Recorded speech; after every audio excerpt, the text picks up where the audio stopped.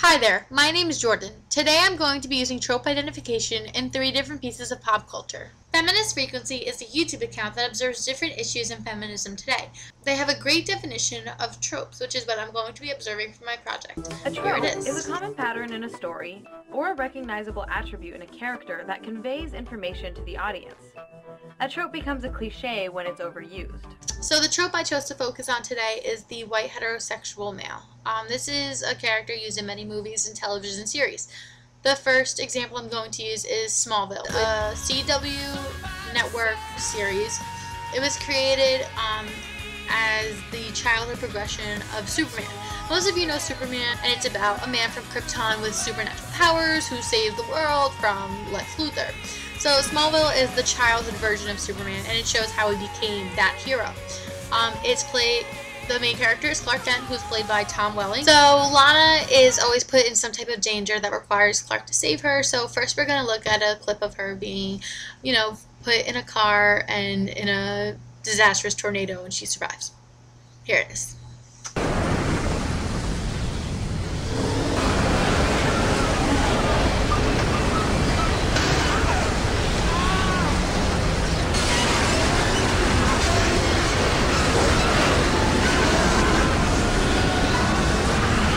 Here we have Lana in the midst of a huge tornado, and of course she's caught in the middle of her flying truck, and of course here comes Clark Kent to the rescue.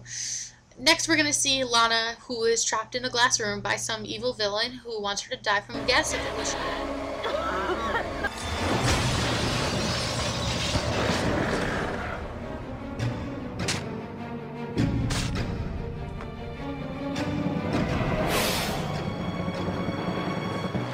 Lana.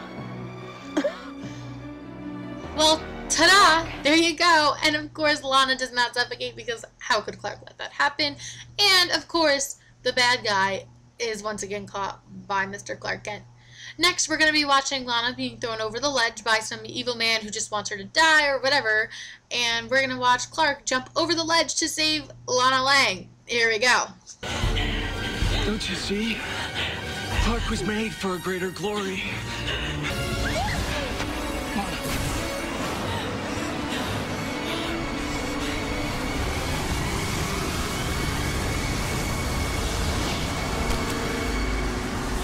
Once again, it's Clark Kent to the rescue.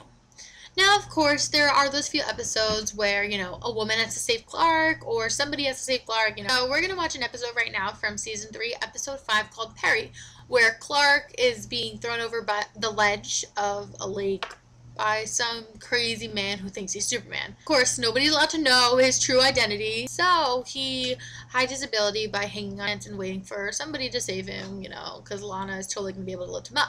So Pete and Lana eventually use a car and a rope, get their brains out, and they save Clark Kent from falling over the ledge. Here we go. No!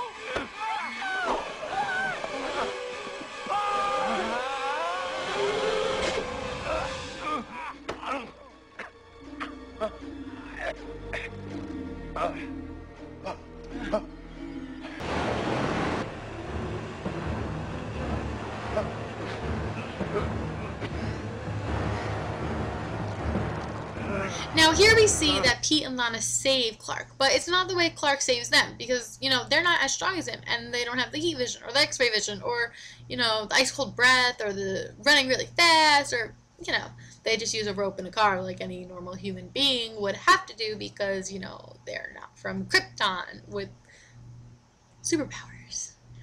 But there's one notable difference between Clark and Pete, obviously. Their skin color. Clark is white and Pete is African American. There's no doubt about it, so we're not going to argue about it. But here's the thing. There are plenty of episodes of Clark saving Pete, but there's only like 2 or 3 episodes of Pete saving Clark. In fact, Pete's character is taken out of the series after Season 3. We see Pete leave after he's beaten up because he knows Clark's true identity, because it's his best friend. Pete can't even handle himself to hide someone's identity, nonetheless save somebody. So, it could be because he's just an extra, or it could be because he's African American. We'll leave it up to you to decide, though. So, let's look at the overall picture right now. First, we have Clark.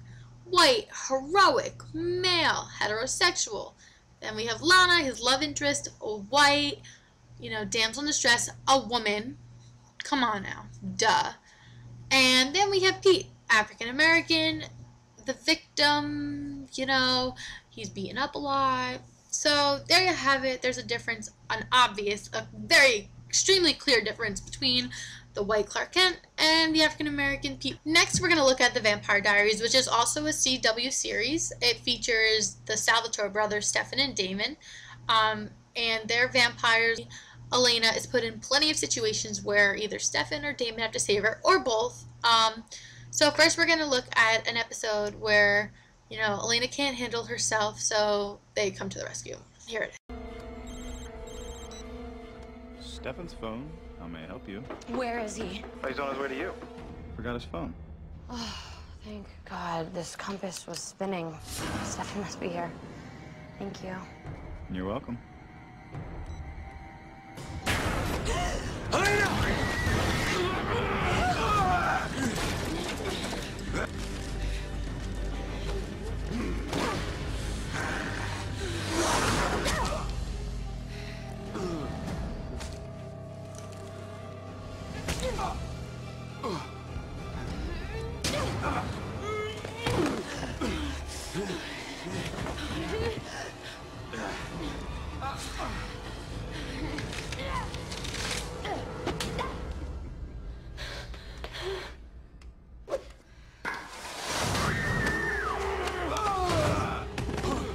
Elena almost saving herself from the villain until spontaneously he overpowers her and Stefan comes to the rescue, and throwing the vampire off the love of his life is what he's meant to do. Shocker.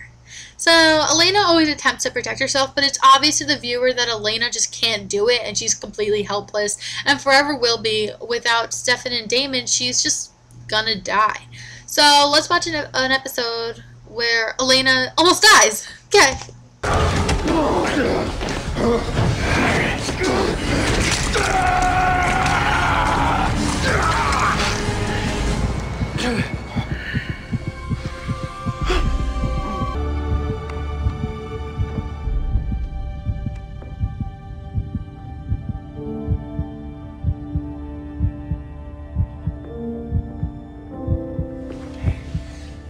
So Klaus is the original vampire. He's a hybrid. He's half vampire and he's half wolf.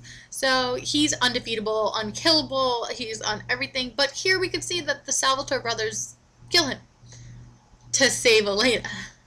When it comes down to it, women in the Vampire Diaries and plenty of other shows and movies are helpless. Whether they're trapped in a motel, they're drowning, they're falling bleachers, or vampires trying to eat them alive, women cannot save themselves, and it is up to heroic white males such as the Salvatore brothers or Clark Kent to save them. Similar to the Vampire Diaries, we have another vampire series, is actually the Twilight Saga. So we see that Bella's life is put in danger by everyday occurrences like a truck, you know, coming right at you, speeding, or a vampire trying to eat you in a ballet studio.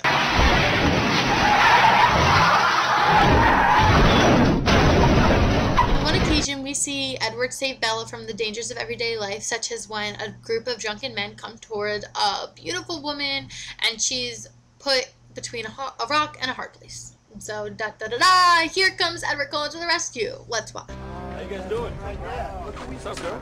Hey, whoa. Where are you going? Where are you going? Come get a drink with us. Hang out with us. Come on. It's fun. What's the problem? Just like that, man. You're pretty. Don't touch me. You Really, no, seriously, you should. Beer pong? Don't touch me.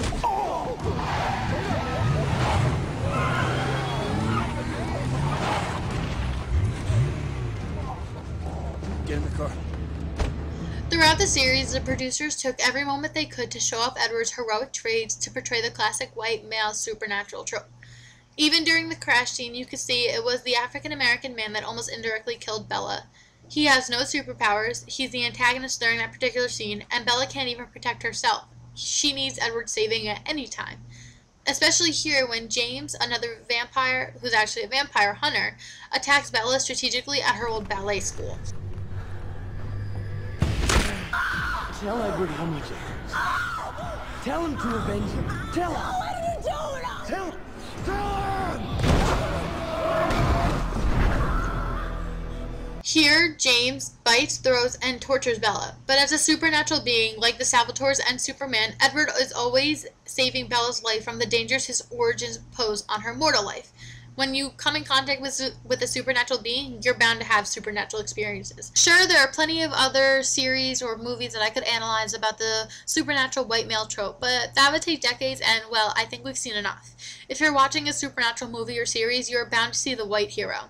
Whether it is Kryptonian like Clark Kent or a vampire like Edward Cullen or the Salvatore brothers, he is a man, typically Caucasian descent, and has a helpless love interest who needs constant saving. The character is recyclable with a different name, face, and lover, but will constantly be the supernatural white male. So, thank you for watching, and I hope you learned something new that you didn't know already. Bye!